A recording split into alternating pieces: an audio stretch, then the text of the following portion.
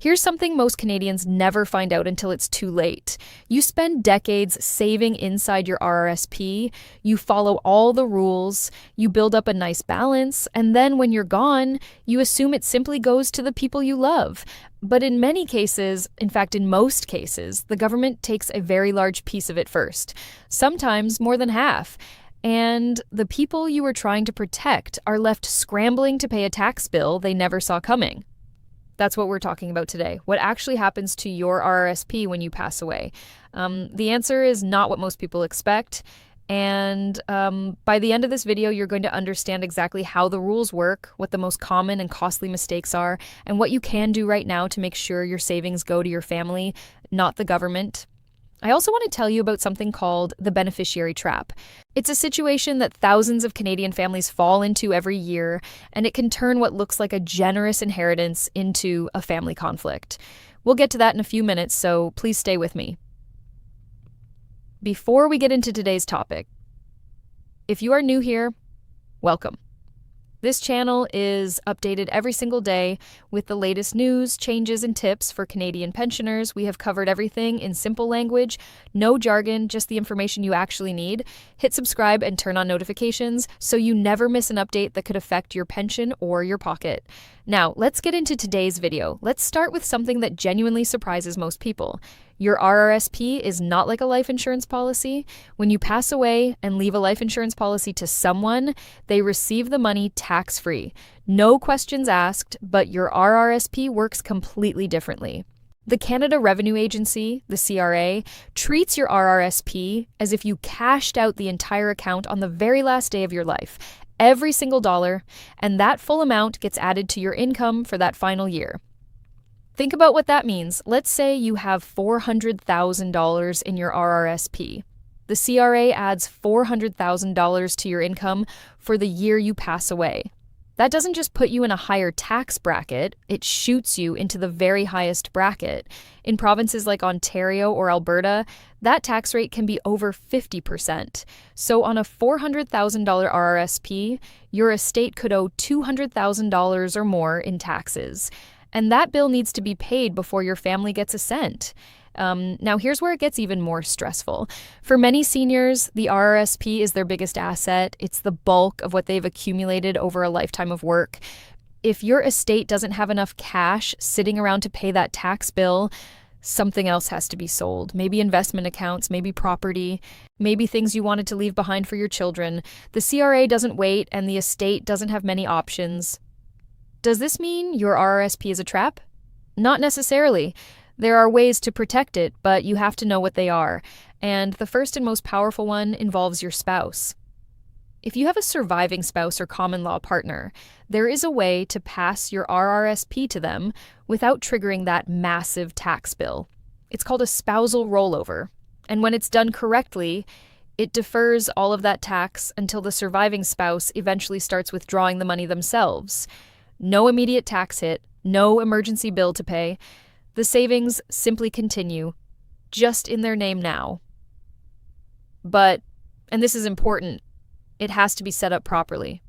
If you've already converted your RRSP to a RRIF, which is mandatory by the time you turn 71, you need to name your spouse as what's called the successor annuitant. That's a specific designation.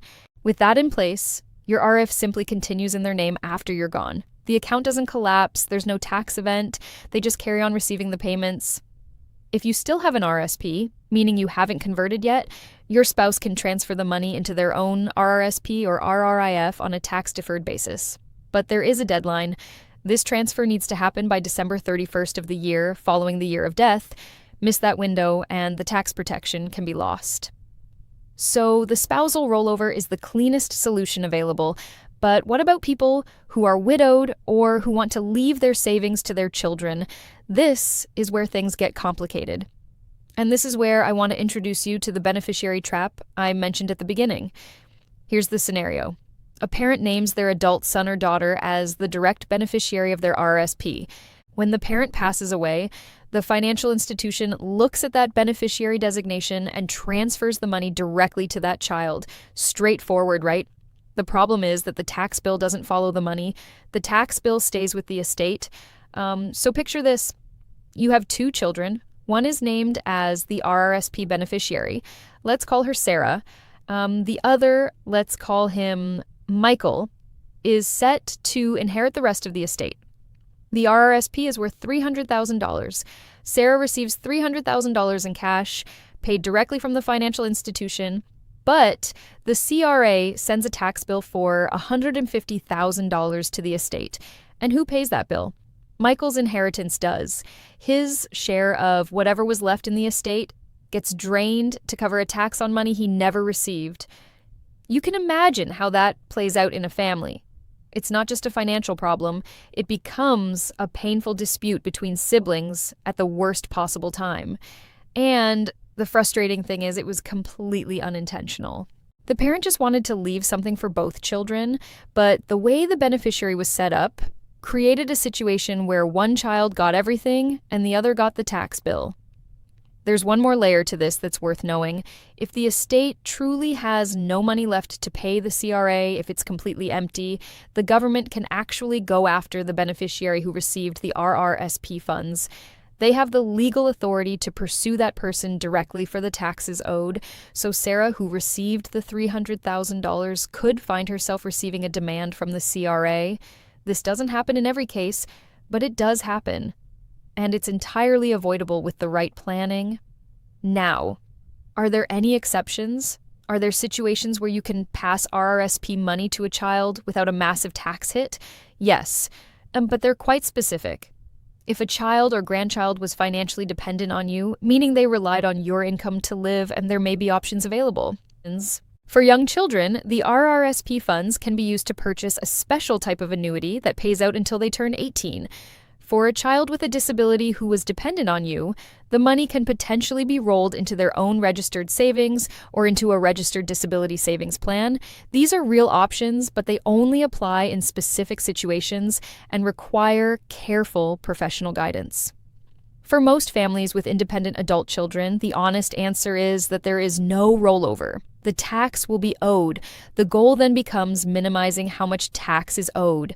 And that brings us to one of the smartest strategies that financial planners are recommending right now. It's called the RRSP meltdown, and despite the dramatic name, it's actually a calm and sensible approach. The idea is this: rather than leaving a large RRSP balance untouched until you pass away, at which point it all gets taxed at once at the highest possible rate, you start drawing it down gradually while you're still alive, when your tax rate is lower. Think about it this way. If you're retired and your income is modest, you might be paying tax on RRSP withdrawals at a rate of 20% or 25%. That's real money, but it's far better than the 50% your estate would pay on the full balance at death. So by taking out manageable amounts each year, enough to stay in a lower tax bracket, you're paying tax on your own terms at a time and rate you can somewhat control. Whatever you withdraw, you then move into a TFSA, your tax-free savings account. Inside the TFSA, that money grows tax-free, and when you eventually leave it to your heirs, they receive it with no tax whatsoever. It's a gradual, methodical shift from a heavily taxed account to a completely tax-free one. It won't happen overnight, but every dollar you move across in your 60s and early 70s is a dollar that the government will never get at the end. Let me tell you about a man named Gerald. He's 68, recently retired, and he has about $350,000 in his RRSP. He has 2 adult children he wants to provide for, and he's in relatively good health. Gerald's income right now is modest, a small CPP payment, and some investment income. His tax bracket is low. For years, Gerald assumed he should leave his RRSP alone and let it keep growing, but when he sat down with an advisor and worked through the numbers, he realized something. If he passes away with that $350,000 intact, his estate could owe close to $180,000 in taxes. His children would share what's left. But if Gerald starts withdrawing $25,000 to $30,000 a year, staying within his lower tax brackets, and moves that money into his TFSA, he gradually reduces the RRSP balance. He pays tax at around 20% now. His children eventually receive the TFSA money completely tax-free. Over several years, Gerald shifts a meaningful portion of his savings into a far more efficient vehicle. And he stays in control of the process the whole time. That's what good planning looks like. Not complicated, not risky, just intentional. There are also a couple of timing things worth knowing. If someone passes away between January and the end of October, the final tax return is due by April 30th of the following year, the same deadline as a regular return. If death occurs in November or December, the estate gets a bit more time, 6 months from the date of death. Executors need to be aware of this because filing late can add penalties on top of an already significant tax bill. And if you're reviewing your financial picture this year, it's also worth looking at your beneficiary designations at the same time you're thinking about other annual deadlines, your dental plan renewal, your tax return, your GIS eligibility. These things are all connected. A beneficiary designation that made sense 10 years ago may not reflect your family's current situation. People get divorced, children become financially independent, spouses pass away, circumstances change, and your paperwork needs to keep up. So let's bring everything together. Your RRSP does not pass tax-free to your heirs the way life insurance does. When you die, the CRA treats the full balance as income in your final year, and the tax bill can be enormous, often more than half the account's value. If you have a surviving spouse, a properly structured rollover can delay that tax and protect your savings. But if your beneficiaries are independent adult children, the tax stays with the estate, and poor beneficiary designations can create financial conflict in your family at a very painful time. The most effective long-term strategy is to gradually move money out of your RRSP and into your TFSA while you're alive, paying tax at a lower rate on your own terms rather than letting the government take the largest possible share at the end. None of this has to be overwhelming. You don't need to make big dramatic changes all at once, but you do need to be aware of how these rules work.